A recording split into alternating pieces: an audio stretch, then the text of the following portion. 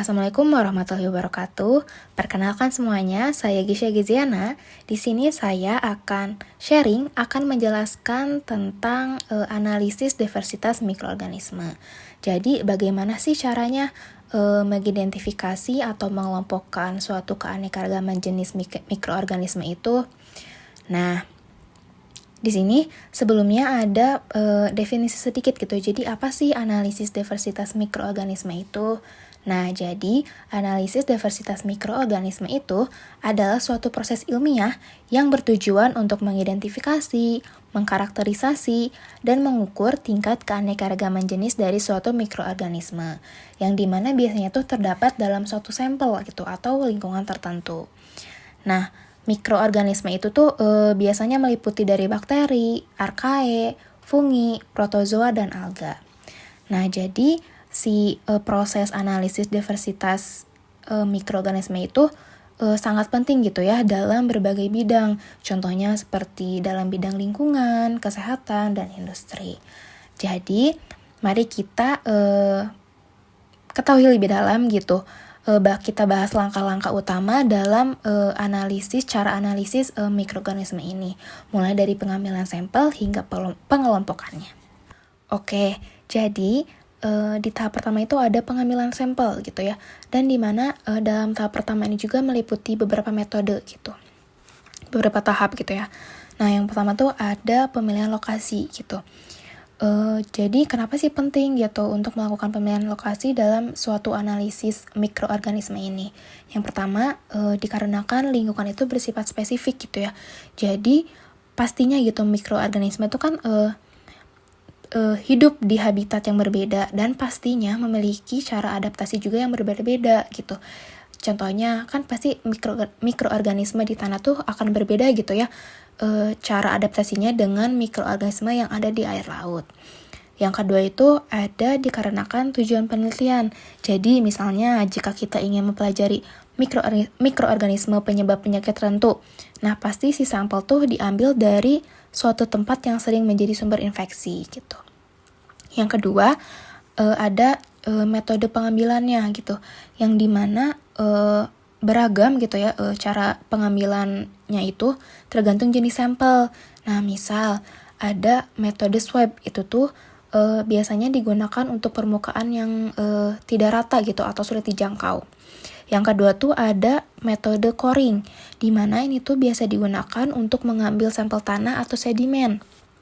Dan yang ketiga tuh ada metode filtrasi gitu, yang dimana untuk menyaring mikroorganisme dari suatu cairan gitu ya. Nah, selanjutnya tuh ada tahap sterilisasi gitu, dimana alat dan wadah yang dipakai itu pastinya gitu harus steril untuk mencegah kontaminasi gitu ya. Yang biasanya tuh mencegah kontaminasi itu agar hasil analisis tuh akurat gitu. Hanya mikroorganisme yang berasal dari sampel yang akan diuji gitu. Dan yang kedua tuh ada metode dari sterilisasinya itu sendiri tuh biasanya diantaranya tuh ada kayak pakai autoclave, terus ada cara dengan radiasi atau dengan bahan kimia. Dan yang tahap terakhir dari pengambilan sampel itu ada preservasi gitu. Jadi si sampel tuh perlu diawetkan untuk menjaga viabilitas mikroorganisme hingga kayak sampai waktu kita menganalisisnya gitu ya. Yang dimana menjaga viabilitas itu agar si mikroorganisme itu tetap hidup dan dapat dibudidayakan gitu. Dan ada metode dari preservasinya itu sendiri tuh ada dengan cara pendinginan, pembekuan, atau penambahan bahan pengawet gitu ya. Oke, selanjutnya tahap kedua itu ada pengolahan sampel, yang dimana juga terdiri dari beberapa langkah juga ya gitu. Yang pertama ada enrichment, yang dimana itu tuh proses memperkaya populasi atau jumlah mikroorganisme target gitu dengan memberikan kondisi pertumbuhan yang sesuai, misalnya dengan menyediakan nutrisi yang spesifik, kondisi pH yang spesifik, atau suhu yang disukai oleh mikroorganisme target tersebut. Yang dimana contohnya tuh, misalnya jika kita ingin mengisolasi bakteri penghasil asam laktat, nah si sampel tuh harus ditambahkan laktosa sebagai sumber karbon. Langkah yang kedua itu ada isolasi, yang dimana memisahkan satu jenis mikroorganisme dari campuran kompleks menjadi kultur murni gitu, dengan menumbuhkan sampel pada media padat yang sesuai. Nah, si teknik isolasi ini tuh yang biasa kita kenal tuh ada strict plate, yang itu tuh kayak dengan cara diinokulasikan dengan jarum inokulasi pada media padat. Terus ada pour plate, itu biasanya pada untuk sampel cair gitu ya. Dan ada teknik spread plate yang dengan cara disebarkan oleh batang L ya, atau batang penyebar gitu. Nah, lalu langkah yang ketiga tuh ada pemurnian, di mana kita tuh harus memastikan si kultur murni yang diperoleh itu benar-benar berasal dari satu jenis mikroorganisme gitu, dengan melakukan restrict gitu ya biasanya, atau pengujian biokimia. Oke, tahap selanjutnya, tahap ketiga ada identifikasi mikroorganisme yang terdiri dari dua metode. Yang pertama ada metode klasik atau konvensional, dan yang kedua ada metode molekuler. Yang pertama, metode klasik itu meliputi 3 gitu, ada morfologi, fisiologi, dan biokimia. Dimana yang pertama morfologi. Jadi kita tuh mengamati sampel kita dengan mengamati bentuk selnya, ukuran, susunan sel, dan sifat pewarnaan di bawah mikroskop. Yang kedua ada fisiologi, di mana kita tuh mengamati sampel kita dengan menguji kemampuan pertumbuhan pada berbagai kondisi, suhu, pH, sumber karbon, dan lain-lain.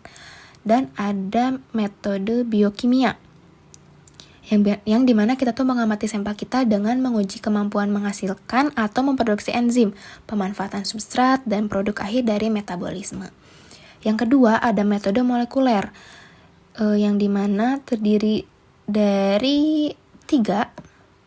Yang pertama tuh ada VCR, yaitu tuh amplifikasi atau menggandakan segmen gen atau DNA spesifik gitu, misalnya 16S rRNA untuk bakteri, yang dimana untuk identifikasi analisis lebih lanjut.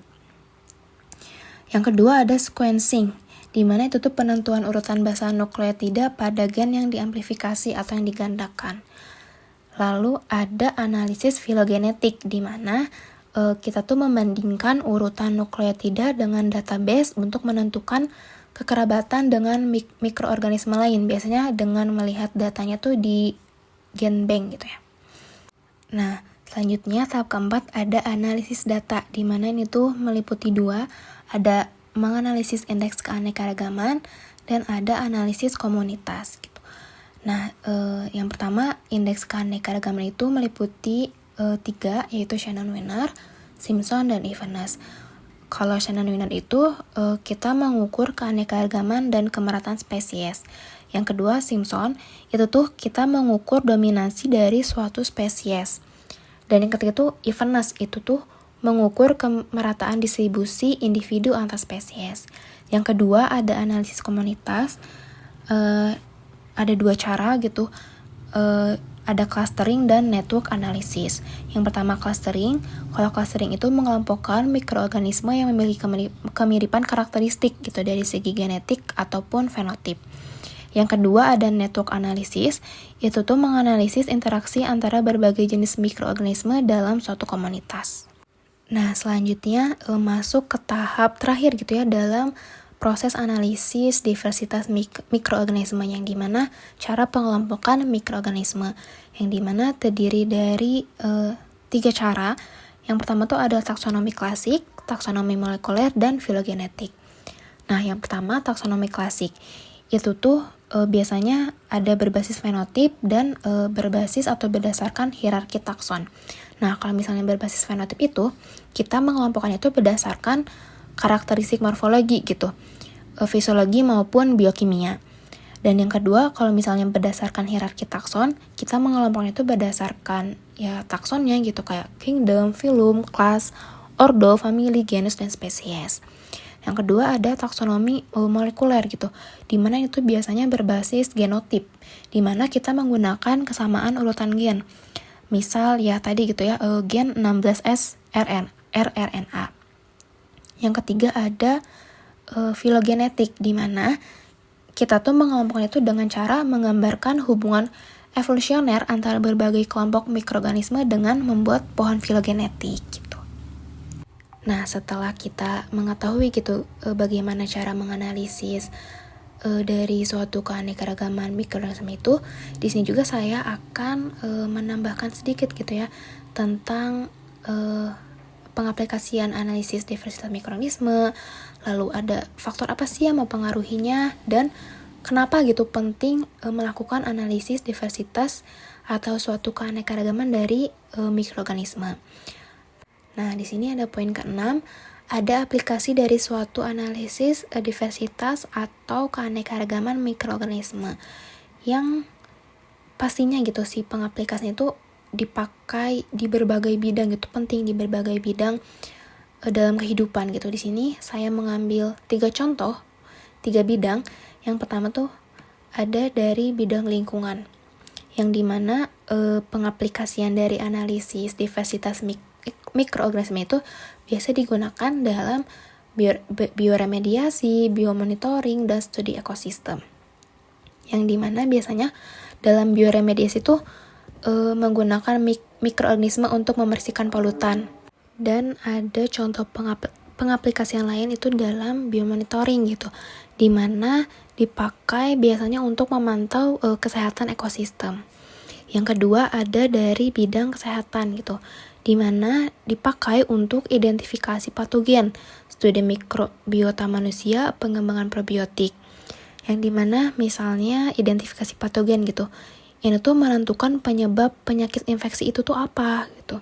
Dan ada studi mikrobiota, dimana dipakai untuk dalam mempelajari komunitas mikroorganisme yang hidup di dalam tubuh manusia. Yang ketiga ada dari bidang industri, yang dimana pengaplikasian ini tuh dipakai dalam pengembangan produk fermentasi seperti yogurt, keju, dan dalam bioteknologi seperti produksi enzim dan antibiotik. Selanjutnya ada poin ke-7, itu tuh apa sih faktor yang mempengaruhi dari diversitas suatu mikroorganisme itu. Yang pertama ada faktor lingkungan, yang dimana meliputi suhu, pH, kadar nutrisi, keberadaan senyawa kimia gitu. Yang kedua ada dikarenakan aktivitas manusia gitu, dikarenakan pencemaran atau penggunaan antibiotik. Yang ketiga tuh ada interaksi antar mikroorganismenya itu sendiri seperti kompetisi, predasi, dan simbiosis. Oke, jadi kita udah masuk poin terakhir nih, poin ke-8. Jadi kenapa sih kita tuh penting untuk melakukan analisis diversitas dari suatu mikroorganisme gitu. Yang pertama tuh untuk memahami ekosistem gitu, dimana dengan kita melakukan analisis diversitas dari suatu mikroorganisme itu, kita tuh dapat mengetahui peran mikroorganisme dalam menjaga keseimbangan lingkungan. Yang kedua ada pengembangan teknologi gitu, dimana kita dapat membuka peluang untuk pemanfaatan mikroorganisme dalam berbagai bidang. Dan yang terakhir tentunya penting untuk kesehatan gitu, dimana kita dapat mencegah dan mengobati penyakit infeksi. Mungkin sekian dari saya, terima kasih. Wassalamualaikum warahmatullahi wabarakatuh.